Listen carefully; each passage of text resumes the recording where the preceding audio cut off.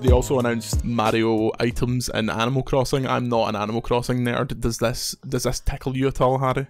I mean, it kind of just adds on to the general mood of Animal Crossing right now, which is like the kind of dissatisfaction with how updates and content has been added to Animal Crossing in general.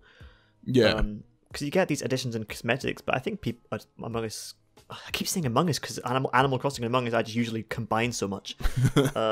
Animal Crossing has had I play Animal Crossing very, very casually. I am not one of those players that has like an absolute palace island with like meticulous plants and pathways and fountains. Yeah. Is that you, Danny? Are you a big Animal Crossing Homes Under the Hammer, Grand Designs type person? A little bit, yeah. I think I'm a little bit more active in it than Harry, but I didn't go super hard like everyone else did when it came out in the first lockdown, and everyone was like, I'm just going to play Animal Crossing for 10,000 hours and then put it down by July. I played it as it was intended to be played, and it's more of a ritualistic thing for me now, in that I pick it up in the morning for 15 minutes and I do the same thing. I run to my shops and I run around the town to pick up weeds and fucking water the plants, and then I close it. It's like a mobile chores game. Yeah. I pick it up. Yeah, exactly. Having my morning tea and doing a little bit of running around on the island, a bit of maintenance, and that's all I do. It's not really a game to me anymore. But I still turn it on when there's events and stuff. But I don't know, as an actual game, I don't really know what the kind of lifespan of it is. Well, that's what we kept trying to batter to our kind of friends and people that we follow, who are who just seem to get obsessed, a capital O obsessed, day and night with this game. Yeah. And that means, of course, the people that huge fan base is going to be upset that there's not always constantly events and content and updates. But really, how I remember it from previous titles was when an event happened, it was holy fuck. There's something happening in Animal Crossing in my little town. It was your minute town had a parade coming through, and it was an actual event. It's kind of similar to this is a very niche. Well, it's not niche reference. It's a reference to one of the most popular games in the world, but it would be niche to our audience. FIFA. So basically, they have these events in FIFA called promos, where they'll release a new set of 12 cards with special stats, and it'll be Halloween themed cards, so it'll be players that have spooky names, and it'll be winter themed cards in FIFA. What? Yeah, it used to be called Ultimate Scream. Very good, very, very funny. But in previous years there would be one every month, and then before that it used to be one every 2 months. Now there's basically a promo a week, so there's nothing special about it at all, and they're getting to the stage where by halfway through the year every card is 99 rated, so there's basically there's nothing to get excited about, whereas I feel another kind of live game, Warzone, are pretty good about spacing out their big changes, so that when something comes in like Rebirth Island, it pure reinvigorated me wanting to play it, and I've put 300 hours into just Rebirth Island. I feel these games as a service get a bit too trigger happy with their new content. They constantly have to, and I suppose they constantly have to keep users engaged, so they do actually have to do this. But yeah, it's a fine art to try and release something at the exact point where people might be wanting to put it down. It is a double-edged sword, because I find this with Animal Crossing, and I find it with Apex Legends as well, is that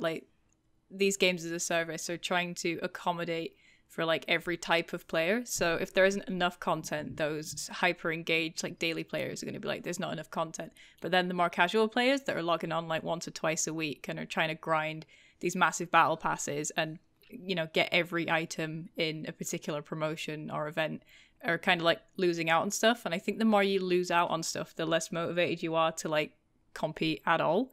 I'm finding that with Apex, where I'm doing the battle pass and I'm just not motivated to unlock anything now, because I know that I'm not going to get to the end because I can't play it every single day anymore.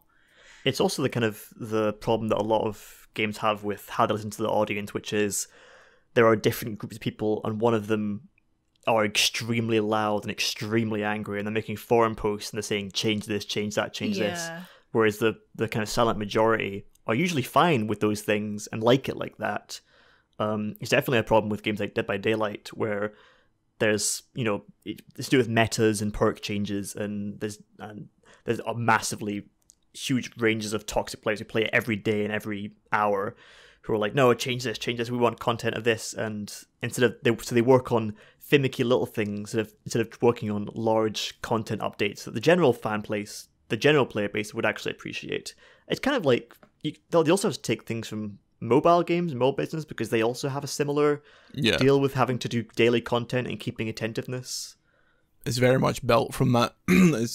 It seems like we're heading towards a world where console games will want to link to your phone to send you push notifications to come back on and do your dailies. Like, it's yeah. Like, another moment when it broke for me was I used to be super into Fortnite, and when I played it from like the start of Battle Royale and got the first like 10 to 15 seasons worth of battle passes, and then at some point I was busy and missed one and nothing, and I was just like, oh well, I never have to get these again because I don't have the full set anymore. Like, it's just it is very punishing. I can't imagine what it's like for people whose lives are not dedicated to covering video games. Like, it must be such a different experience to play these games where they constantly have to be on their shit. Like, no wonder a lot of people that have like a lot going on still pure love single player games where they can just drop in, play 15 minutes and then come back to the exact same spot. Where if you drop in 3 months later to one of these games, it's like, what am I even doing? What am I playing? Why is the map changed? Mm-hmm.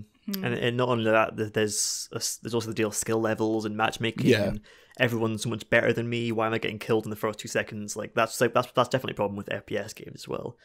But yeah, it does feel like if you're not up with it, you feel a bit kind of lost and confused with what's going on, and like you're kind of walking into someone else's house and during a party, and you're not sure what the hell's going on or who anyone is. Yeah, like, imagine buying Animal Crossing today as opposed to like at launch. Like, that's such a different experience. Is that such a different experience now? I don't know. It's better.